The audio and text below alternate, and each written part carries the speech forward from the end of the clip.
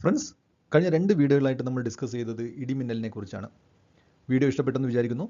Channel subscribe ചെയ്യുക, like ചെയ്യുക. ഇന്ന് നമ്മൾ ഡിസ്കസ് ചെയ്യാൻ പോകുന്നത് ഇടിമിന്നലിൽ നിന്നും വീടിനെ എങ്ങനെ സംരക്ഷിക്കാം എന്നതിനെക്കുറിച്ചാണ്. നമ്മുടെ എല്ലാവരുടെയും ഒരു ധാരണ എന്ന് പറയുന്നത് വീട് അല്ലെങ്കിൽ ഉറപ്പുള്ള കെട്ടിടം ഒരു 100% സുരക്ഷിതമായ സ്ഥലം എന്നാണ്. എന്നാൽ അത് സുരക്ഷിതമാവുന്നത് എപ്പോഴാണെന്ന് വെച്ച് കഴിഞ്ഞാൽ പ്ലംബിംഗ്, ഇലക്ട്രിക്കൽ ഉപകരണങ്ങൾ, മറ്റ് കമ്പ്യൂട്ടർ അതുപോലെയുള്ള സാധനങ്ങൾ ഉപയോഗിക്കാതിരിക്കുന്ന, അതായത് ഇലക്ട്രിക്കൽ ലൈനിൽ കണക്ട് ചെയ്ത് ഉപയോഗിക്കാതിരിക്കുന്ന അവസരത്തിലാണ് നമ്മൾ സുരക്ഷിതമാണ് എന്ന് പറയാൻ പറ്റുക. അല്ലെങ്കിൽ കുളിക്കുക, പാത്രം കഴുകുക, ഇതൊക്കെ ചെയ്യുന്ന സമയത്താണ് വീട്ടിനകത്തോ അല്ലെങ്കിൽ കെട്ടിടത്തിനകത്താണെങ്കിൽ പോലും മിന്നൽ വന്നു കഴിഞ്ഞാൽ അത് അപകടമുണ്ടാക്കും.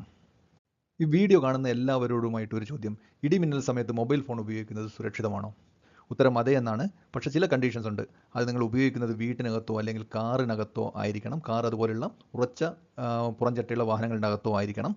വീടിനുള്ളിൽ മൊബൈൽ ഫോൺ ഉപയോഗിക്കുമ്പോൾ അത് ചാർജ് ഇലക്ട്രിക്കൽ ലൈനുമായിട്ട് കണക്ട് ചെയ്തിട്ടുണ്ടാവരുത്. അതേപോലെ വയർലെസ് മൊബൈൽ നെറ്റ്വർക്കുമായിട്ട് കണക്ട് ചെയ്തിട്ടുണ്ടാവരുത്. ഇങ്ങനെയുള്ള കണ്ടീഷനിൽ മൊബൈൽ ഫോൺ തീർച്ചയായിട്ടും നമുക്ക് ഉപയോഗിക്കാവുന്നതാണ്. എന്നാൽ തുറസായ സ്ഥലത്ത് നടന്നുകൊണ്ടിരിക്കുമ്പോൾ, പൊതുവായ സ്ഥലങ്ങളിൽ മിന്നൽ വരുന്ന സമയത്ത് തുറന്ന സ്ഥലത്ത് മൊബൈൽ ഫോൺ ഉപയോഗിക്കുന്നത് തീർച്ചയായിട്ടും അപകടം ഉണ്ടാക്കും എന്നും മനസ്സിലാക്കുക. മിന്നലുള്ള സമയത്ത് വിൻഡോയ്ക്ക് അടുത്ത് നിൽക്കാതിരിക്കുക, വയർ കോഡുള്ള ഫോണുകൾ ഉപയോഗിക്കാതിരിക്കുക എന്നൊക്കെ ഏറ്റവും പ്രധാനപ്പെട്ട സേഫ്റ്റി റിക്വയർമെൻറ്റുകളാണ്. കഴിയുന്നത്ര കാലുകൾ ഉയർത്തി വെച്ച് ഇരിക്കുക എന്നുള്ളതും മിന്നലിൽ നിന്ന് രക്ഷപ്പെടാൻ സഹായിക്കും. ഇതുപോലുള്ള ഇലക്ട്രിക്കൽ ഉപകരണങ്ങൾ, ഇലക്ട്രോണിക്സ് ഉപകരണങ്ങളൊക്കെ തന്നെ ഡിസ്കണക്ട് ചെയ്ത് വെക്കുക. TV, ഫ്രിഡ്ജ്, ലാപ്ടോപ്പ്, മറ്റുള്ള ഇലക്ട്രിക്കൽ ഉപകരണങ്ങളൊക്കെ ഡിസ്കണക്ട് ചെയ്ത് വെക്കുന്നതും വളരെയധികം നന്നായിരിക്കും. എന്നാൽ ഒരു കാര്യം ശ്രദ്ധിക്കുക: ഒരു പ്രാവശ്യം ഇടി മിന്നൽ നന്നായി വന്നു കഴിഞ്ഞാൽ പിന്നീട് ഇത് പോയി തൊടാൻ ശ്രമിക്കരുത്. കാരണം നിങ്ങളുടെ ജീവൻ അപകടത്തിലായി കഴിഞ്ഞാൽ ഈ ഉപകരണങ്ങൾ കൊണ്ടൊക്കെ പിന്നീട് യാതൊരു ഉപയോഗവും ഇല്ലാതാവും.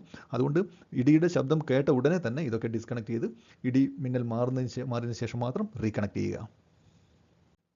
ഇനി വീടിനെ ഇടിമിന്നലിൽ നിന്ന് എങ്ങനെ രക്ഷിക്കാമെന്ന് നോക്കാം. അതിന് പ്രധാനമായിട്ടും വേണ്ടത് ലൈറ്റ്നിങ് അറസ്റ്റർ അല്ലെങ്കിൽ മിന്നൽ രക്ഷാചാലകം ഫിക്സ് ചെയ്യുക എന്നുള്ളതാണ്. ശ്രദ്ധിക്കേണ്ടത് ഏറ്റവും പ്രൊഫഷണലായിട്ട് ചെയ്യുന്ന ആൾക്കാരെ കൊണ്ട്, അല്ലെങ്കിൽ ഇതിനെക്കുറിച്ച് അറിയുന്ന ആൾക്കാരെ കൊണ്ട് വേണം മിന്നൽ രക്ഷാചാലകം ഫിക്സ് ചെയ്യാൻ വേണ്ടിയിട്ട്. ഒരു മുറി വൈദ്യന്മാരെ കൊണ്ട് ഈ വർക്ക് ചെയ്യിക്കരുത്, അല്ലെങ്കിൽ അവർ പറയുന്ന മെത്തേഡിൽ ചെയ്യരുത്. വിശദമായി പഠിച്ച ശേഷം മാത്രം ചെയ്യുക എന്നുള്ളതാണ് പ്രധാനമായും ശ്രദ്ധിക്കേണ്ടത്. മിന്നൽ രക്ഷാചാലകം അല്ലെങ്കിൽ ലൈറ്റ്നിങ് അറസ്റ്റർ കൊണ്ട് ചെയ്യുന്നത് മിന്നലിനെ ഏറ്റവും സുരക്ഷിതമായി എത്രയും വേഗത്തിൽ ഭൂമിയിലേക്ക് കടത്തിവിടാനുള്ള ഒരു വഴി ഒരുക്കി കൊടുക്കുക എന്നുള്ളതാണ്. സാധാരണ ഇതിൽ ഉപയോഗിക്കുന്ന ലൈറ്റ്നിങ് അറസ്റ്റർ 2 ടൈപ്പാണ് വീടുകൾക്ക് വേണ്ടി ഉപയോഗിക്കുന്നത്. അതിലത്തെ ഒരു മെത്തേഡാണ് കൺവെൻഷണൽ ലൈറ്റ്നിങ് അറസ്റ്റർ എന്ന് പറയുന്നത്. ഇതാണ് IEC/IS റൂൾ പ്രകാരം അപ്രൂവ് ചെയ്തൊരു മെത്തേഡാണ് ഈ കാണിച്ചിരിക്കുന്നത്. അതിലൊരു ലൈറ്റ്നിങ് അറസ്റ്റർ ടോപ്പിലുണ്ട്. അത് കൂടാതെ ഡൗൺ കണ്ടക്ടറും എർത്തിങ് സിസ്റ്റമാണ് ഇതിൻ്റെ ഒരു മേജർ കമ്പോണൻ്റ് എന്ന് പറയുന്നത്. വളരെ സിമ്പിൾ സിസ്റ്റമാണ് ലൈറ്റ്നിങ് അറസ്റ്റർ എന്ന് പറയുന്നത്. സാധാരണ ഇതിൽ വെർട്ടിക്കൽ കണ്ടക്ടർ, ഈ താഴത്തോട്ട് വരുന്ന കണ്ടക്ടർ, അത് കോപ്പറോ GI സ്ട്രിപ്പോ ഒക്കെ ഉപയോഗിക്കാറുണ്ട്. ഡിപ്പെൻഡിങ് ഓൺ നിങ്ങളുടെ ഫൈനാൻഷ്യൽ സ്റ്റാറ്റസ് അനുസരിച്ച് ഇത് 2 ഉപയോഗിച്ചാലും ലൈറ്റ്നിങ് അറസ്റ്റർ പ്രോപ്പറായിട്ട് വർക്ക് ചെയ്യും. ഒറ്റ കാര്യം ശ്രദ്ധിക്കേണ്ടത്: എർത്തിങ് എന്ന് പറയുന്നത് ഇവിടെ ഭൂമിയിലേക്ക് കടത്തിവിടാൻ എർത്തിങ് ആണ് ചെയ്യുന്നത്. ഈ എർത്തിങ് വളരെ പ്രോപ്പറായിട്ട് ചെയ്തില്ലെങ്കിൽ അതൊരു അപകടകരമായ അവസ്ഥയാണ് ഉണ്ടാക്കുക. ഈ കാര്യത്തിൽ വളരെയധികം ശ്രദ്ധ വേണം. ഇതുകൊണ്ടാണ് ഒരു പ്രൊഫഷണൽ, അല്ലെങ്കിൽ എങ്ങനെയാണ് നിങ്ങളുടെ ഭൂമിയുടെ ആ സ്ഥലത്തിന് അനുസരിച്ചുള്ള പ്രോപ്പർ എർത്തിങ് ചെയ്യുക എന്നുള്ളത് വളരെ ഇമ്പോർട്ടൻ്റ് ആണ്. കൺവെൻഷണൽ ടൈപ്പിൽ അല്ലെങ്കിൽ ഫ്രാങ്ക്ലിൻ മെത്തേഡിൽ ഉപയോഗിക്കുന്ന റൂഫ് ടോപ്പ് റോഡുകളെ കുറിച്ചുള്ള ചില ചിത്രങ്ങളും ഒരു വീടിന് ചെയ്തിരിക്കുന്ന ലൈറ്റ്നിങ് അറസ്റ്ററിനെ കുറിച്ചുള്ള ഒരു ചിത്രവുമാണ് കൊടുത്തിരിക്കുന്നത്. ജസ്റ്റ് നിങ്ങളുടെ ഒരു ഇൻഫർമേഷൻ വേണ്ടി മാത്രം ഇവിടെ പിക്ചർ കൊടുത്തു എന്ന് മാത്രമേ ഉള്ളൂ. രണ്ടാമത് ഉപയോഗിക്കുന്ന ഒരു മെത്തേഡാണ് എയർലി സ്ട്രീമർ മെത്തേഡ് എന്ന് പറയുന്നത്. ESC ടൈപ്പ് എന്ന് അറിയപ്പെടുന്നു. ഇത് ചെയ്യുന്നത് ഒരു അയണൈസ്ഡ് പാത്ത്, ലൈറ്റ്നിങ്ങിന് അല്ലെങ്കിൽ മിന്നലിന് ഒരു അയണൈസ്ഡ് പാത്ത് ഉണ്ടാക്കി കൊടുക്കുകയാണ് ഭൂമിയിലേക്ക് കടത്തിവിടാൻ വേണ്ടിയിട്ട്. ESC മെത്തേഡിനെ കുറിച്ച് ചില ഡിസ്കഷനും ഡൗട്ടും എഞ്ചിനീയറിംഗ് ഫീൽഡിൽ ഉണ്ടെങ്കിൽ പോലും കൺവെൻഷണൽ ടൈപ്പും ESC മെത്തേഡും എല്ലാ വീടുകളിലും ഇപ്പോൾ ഉപയോഗിക്കുന്നതായിട്ട് കാണാറുണ്ട്. ESC മെത്തേഡിന് ഒരു വൈഡർ ഏരിയ കവറേജ് ഉണ്ട് എന്നുള്ളതാണ് ഇതിൻ്റെ അഡ്വാൻറ്റേജ്. മെത്തേഡ് ഡീറ്റെയിൽ ആണ് ഈ ചിത്രത്തിൽ കാണിച്ചിരിക്കുന്നത്. ഇതിൽ നോക്കിക്കഴിഞ്ഞാൽ കൺവെൻഷണൽ റോഡ് ടൈപ്പ് എങ്ങനെയാണ് ചെയ്തിരിക്കുന്നതെന്നും എർലി സ്ട്രീമർ എമിഷൻ മെത്തേഡ് എങ്ങനെയാണ് ചെയ്തിരിക്കുന്നതെന്നും കാണാം. രണ്ടും ശ്രദ്ധിച്ച് നോക്കിക്കഴിഞ്ഞാൽ മെയിൻ ഡിഫറൻസ് എന്ന് പറയുന്നത് ഈ മുകളിലുള്ള എയർ ടെർമിനലിൽ മാത്രമാണെന്ന് നമുക്ക് കാണാവുന്നതാണ്.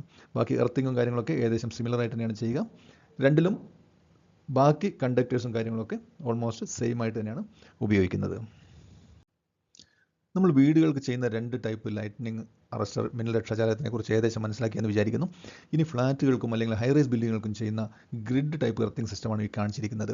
ഇനി ഫ്ലാറ്റ് എടുക്കുമ്പോഴും സേഫ്റ്റി റിക്വയർമെൻറ്റ് നോക്കുമ്പോഴും വളരെയധികം ശ്രദ്ധിക്കുക. ലൈറ്റ്നിങ് അറസ്റ്റർ പ്രോപ്പറായിട്ട് കൊടുത്തിട്ടുണ്ടോ എന്നുള്ള കാര്യം കൂടി അന്വേഷിക്കുക. ഇതതിൻ്റെ ഒരു സിമ്പിൾ മെത്തേഡാണ് കാണിച്ചിരിക്കുന്നത്. ഇതാണ് റൂഫിൽ ലൈറ്റ്നിങ് ഗ്രിഡ് ഉണ്ടാക്കുകയും താഴത്തെ ഭൂമിയിലേക്ക് കണക്ട് ചെയ്ത് പല എർത്തിങ് പോയിന്റിലേക്ക് കണക്ട് ചെയ്ത് ലൈറ്റ്നിങ്ങിനെ കടത്തിവിടുന്ന അല്ലെങ്കിൽ മിന്നലിനെ കടത്തിവിടാനുള്ള സിസ്റ്റം ഉണ്ടാക്കുകയാണ് ചെയ്യുന്നത്.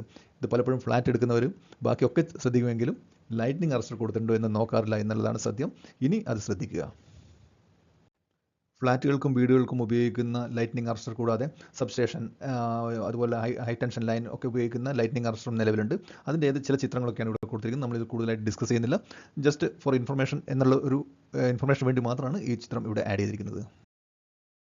മിന്നൽ രക്ഷാചാലകത്തിനെ കുറിച്ചുള്ള വീഡിയോ ഇഷ്ടപ്പെട്ടുവെങ്കിൽ സബ്സ്ക്രൈബ് ചെയ്യുക, ലൈക്ക് ചെയ്യാം. കൂടുതൽ വിവരങ്ങൾക്കായി നിങ്ങൾക്ക് ഫോൺ നമ്പറിൽ ബന്ധപ്പെടാം, അല്ലെങ്കിൽ മെസ്സേജ് ചെയ്യാം. വീഡിയോയിൽ തന്നെ റിപ്ലൈ ചെയ്യുന്നതാണ്. മറ്റ് വീഡിയോകളും കണ്ട് അഭിപ്രായം അറിയിക്കുക. മറ്റൊരു കാര്യം കൂടി, ഇത് നേരത്തെ പറയുമ്പോൾ എർത്തിങ്ങിനെ കുറിച്ച് ഞാൻ പറഞ്ഞിട്ടുണ്ടായിരുന്നു. എർത്തിങ്ങിനെ കുറിച്ച് വിശദമായിട്ട് ഒരു വീഡിയോ തന്നെ ചെയ്യുന്നുണ്ട്. കാരണം എർത്തിങ് ലൈറ്റ്നിങ് അറസ്റ്ററിന് മാത്രമല്ല, ബിൽഡിംഗ് ഇലക്ട്രിക്കൽ വർക്ക് ചെയ്യുമ്പോഴും എർത്തിങ് എന്നൊരു വാക്ക് പലപ്പോഴും കേൾക്കാറുണ്ട്.